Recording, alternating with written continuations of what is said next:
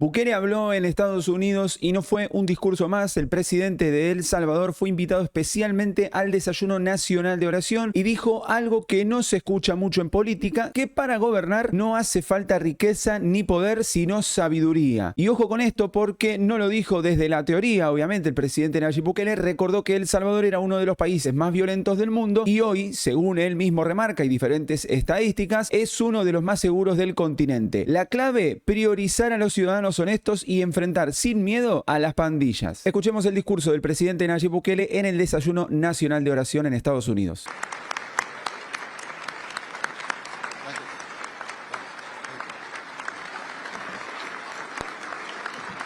Thank you.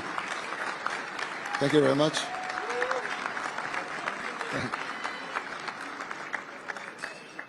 Thank you very much. Good morning, everybody. Honorable members of the United States Senate and House of Representatives, distinguished national and international guests, people that are watching us right now, ladies and gentlemen. It is an honor to be here today alongside leaders of this nation and other nations and cultures and backgrounds. In a world where so much is driven by agendas, everything has to be fast, everything has to be rushed, everything happens at high speed, and under immense pressure, this space gives us a rare opportunity to pause and reflect, and a moment to remember why we do whatever we do. Because leadership is not just administration. That's the basic, that's the baseline, the bare minimum really, to keep things going. But true leadership comes down to one thing, decision-making. As leaders, our job is to make decisions every day. Small decisions, middle decisions, big decisions, monumental decisions that shape the lives of millions. And that's not always easy. Making the right decisions is not always easy. And it needs one thing above all. There's a passage in the Bible, I'm sure everyone knows this one, but there's a passage in the Bible that I find very important for those in any type of leadership position. It talks about the time Solomon ascended the throne, and God appeared to him in a dream, inviting him to make a request for whatever was in his heart. As you know, Solomon could have asked for anything. Riches, power, victories over his enemies, or a long, healthy, happy life. But he didn't.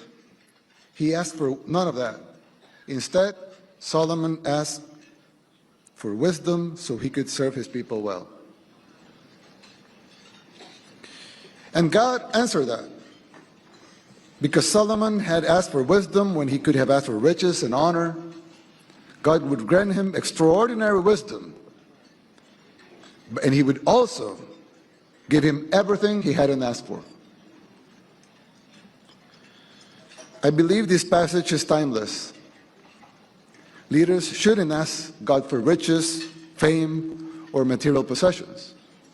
Leaders should ask him for wisdom. A couple of days ago, we had the honor of hosting a national prayer breakfast in El Salvador for the first time.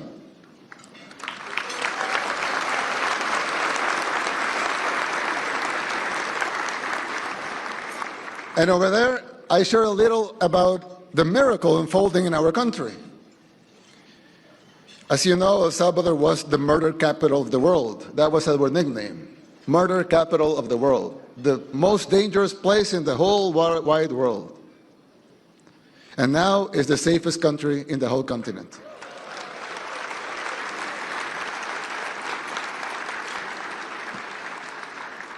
So over there, we talked a little about the miracle unfolding over there. Our experience has taught us that it's impossible to have such big change without the intervention of God.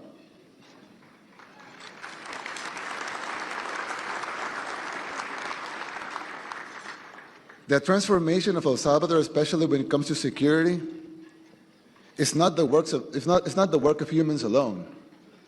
We know it was possible only because God worked a miracle through our hands. and we give the glory to him.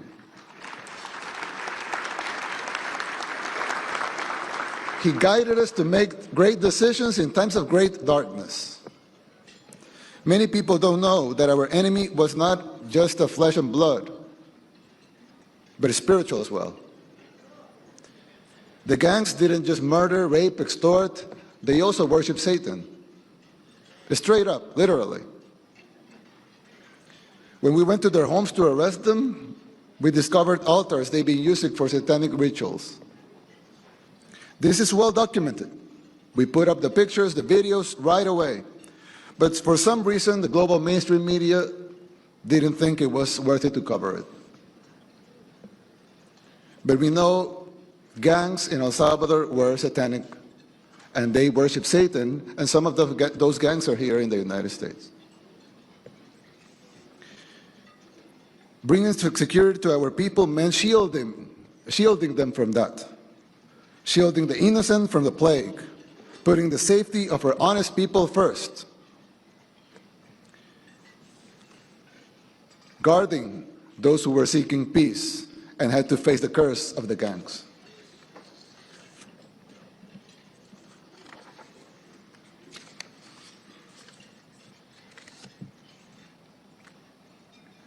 If God did this for El Salvador, he can do it for countries all over the world.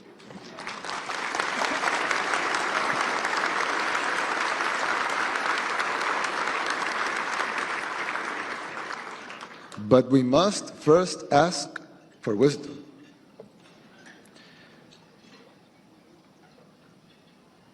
Anyone see what we do over there, and they will see brave women, brave men that trained really hard, fought even harder, went with risking their lives with their courage, amazing courage.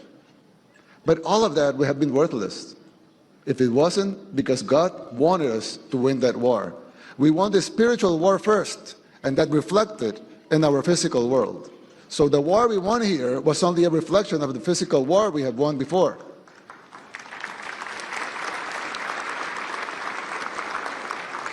Every battle, every fight, every war worth fighting has to be won first in the spiritual world, so that can reflect in the physical world. There's another famous saying in the Bible that you can prepare the horse for the battle, but it's God who decides the outcome. The victory lies in him.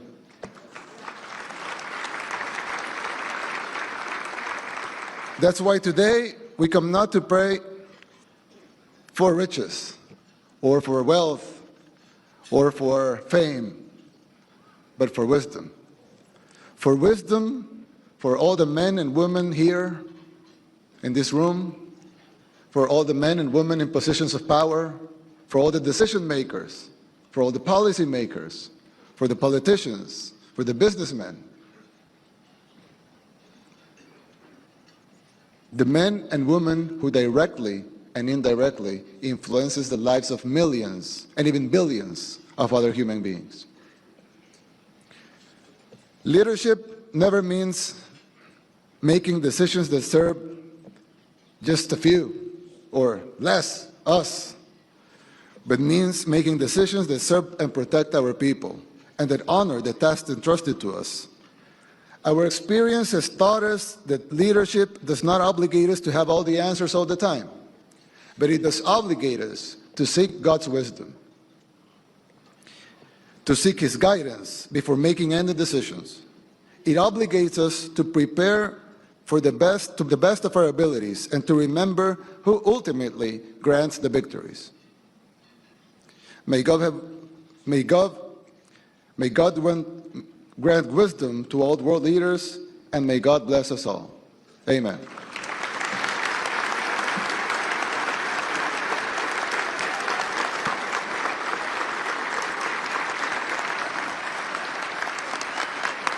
Ahora, acá viene lo fuerte porque el presidente Donald Trump reconoció a Bukele como un gran aliado, destacando su trabajo y la transformación del país. So we're also delighted to welcome visiting leaders and dignitaries from more than 110 countries. They're here, and including one of my favorite people, President Bukele of El Salvador. He has been so incredible. He has been such a great ally of this country.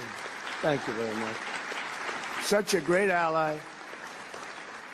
He's, some of you have seen, he operates rather large prisons, like prisons that's so large you can't see from one side to the other unless you have perfect 20/20 eyesight with binoculars. That's how long and big. And they do a job. They do a very humane job, but they're very strong prisons. And we send a lot of the people that we capture, the murderers, the drug dealers, the people that came into our country illegally and have already committed massive crimes. We had 11,888 murderers, and many of them are in your prisons right now, right? And he does a fantastic job. I mean, it really sounds like a different kind of, this is a religious breakfast. You're going to walk away and say, he's the meanest son of a gun I've ever seen. But I'm not. I just want to keep our country safe. It's very simple. We have to keep our country safe.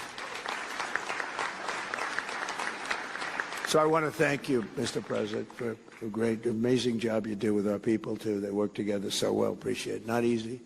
Bueno, como siempre, para muchos es un modelo a seguir, para algunos otros es una figura bastante polémica. Esto lo estamos viendo ya hace más de 5 años que seguimos estas noticias de El Salvador y acompañamos el proceso de cambio que está viviendo El Salvador, este nuevo El Salvador, con el presidente Nayib Bukele, con la bancada Nuevas Ideas. Pero lo que sí es seguro es que El Salvador, primero gracias a Dios y a las políticas del presidente Nayib Bukele, hoy juega en las grandes ligas y es lo que se está viendo. Déjame tu opinión en la caja de los comentarios. No olvides apoyar este video con un me gusta, con un like, que lo vas a encontrar acá en la partecita de abajo y al lado un botón de suscribirte, así que no olvides suscribirte para no perderte los próximos videos que esté subiendo a el canal. Nos vemos en la próxima, que Dios los bendiga. Chau, chau.